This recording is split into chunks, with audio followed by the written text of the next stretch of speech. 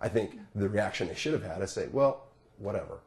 That's what happens in a free society with free press. People can say what they want. But if you think in terms of respect and sensitivity, still. Well, there's a sense there that's true. On the other hand, there's also a very important component of a free and democratic society, which says people can say what they want, and they can do that in a public forum, and they can be criticized for it. They can be held accountable. For example, if they say something's false that absolutely defames someone, you can take them to court for libel. I think in this case, what it is, I think it's a case of political satire that has been, used as a kind of, just a touchstone for all kinds of protests. And the thing is, these people are right to protest in one sense. I mean, in the sense that, well, certainly the Muslim community in Eastern Europe has not been well received, and also in the sense that these there have been these sort of neocolonial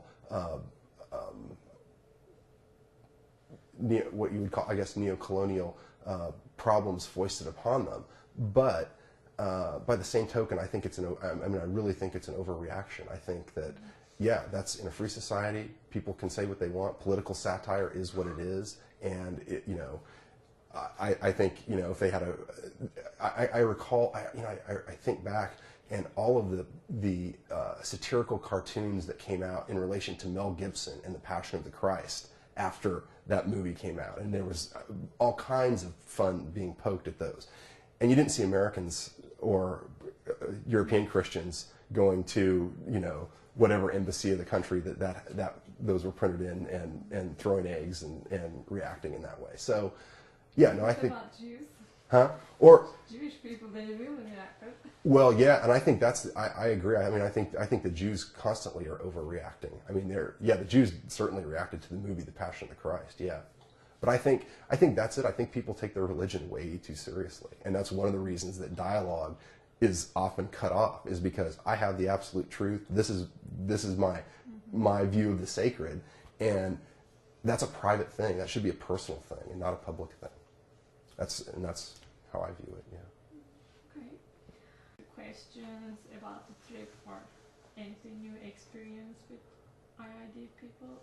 Well, I'll tell you, my experience with the IID people was magnificent.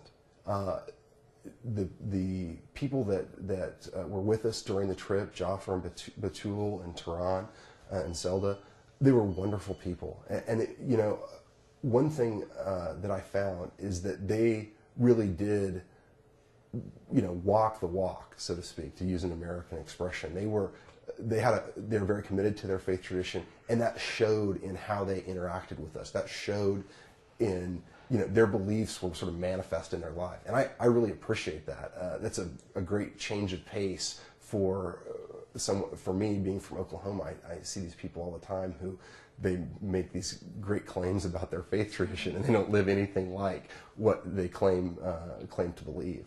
So I was impressed by the sincerity. I was impressed by the generosity. I was impressed by the honesty of those people that I was surrounded with and interacted with in the course of the trip. So, if you want to give a message, what would you say? Here to people in the United States. Oh, well, what would be the message? I mean, about Islam or about just in general? Maybe this movement or what you have experienced in the last, month. Well, I mean, I guess I wouldn't have anything really substantive to say about the movement in general. I mean, I have a lot of things I'd like to say to Americans. I'd like to shake them and tell them to wake up and realize that our basic way of life consumes 25% of the world's resources with 5% of the population, and that cannot continue. And the fact that it has continued for so long is really the source of, that's the reason for much of the problems that we face with the Islamic world in the Middle East and in other places. I mean, you know, it's funny.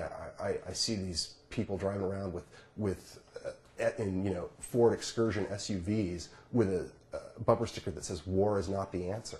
It is the answer if Americans want to keep consuming the way they consume. Yes, you addicted oil. That's exactly right. And I mean, Bush's facile comments in the State of the Union were beyond the pale. I mean, what we need is not more of the, I mean, basically what he advocated was more of the same. I mean, it's almost laughable. But yeah, I mean, if I had a message to Americans, it'd be, you want to get along with the Islamic world, then quit trying to live the so-called American way of life.